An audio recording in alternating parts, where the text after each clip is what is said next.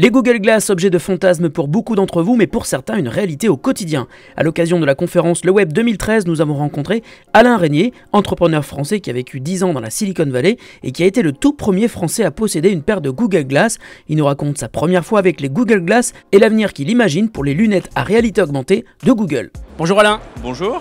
Alors Alain, c'est pas la première personne que je vois avec des Google Glass, mais a priori, d'après ce que j'ai cru comprendre, tu as été la première personne à en avoir en France. Est-ce que tu peux me confirmer? Est-ce que tu peux me raconter comment ça s'est passé? Effectivement, j'ai mes glaces depuis maintenant début mai. J'ai eu la chance d'être parmi les premiers à en avoir. Alors la véritable raison, c'est que j'ai vécu pendant 10 ans dans la Silicon Valley et que donc j'ai encore un pied aux États-Unis parce que le programme est réservé aux Américains à l'heure actuelle. Donc, Et puis il est surtout réservé aux développeurs. Surtout au début. Surtout au début, oui. Et c'est vrai que quand je les ai essayés pour la première fois sur le campus de Google, j'ai eu un grand waouh.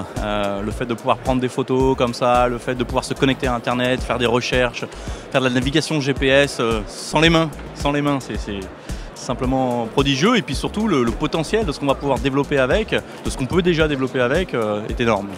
Et alors justement, le jour où les Google Glass vont être disponibles pour un plus large public, qu'est-ce qu'on peut imaginer, toi qui es développeur, donc qui doit t'y connaître un rayon, qu'est-ce qu'on peut imaginer comme application justement avec les glaces?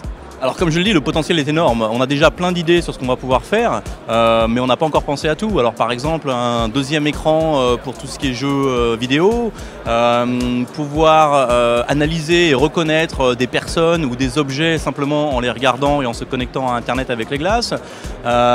Également contrôler des appareils, puisqu'en fait il y a énormément de sensors sur les lunettes et qu'on peut imaginer contrôler un appareil en faisant des mouvements de la tête tout en ayant accès à l'écran de l'objet, par exemple d'un drone.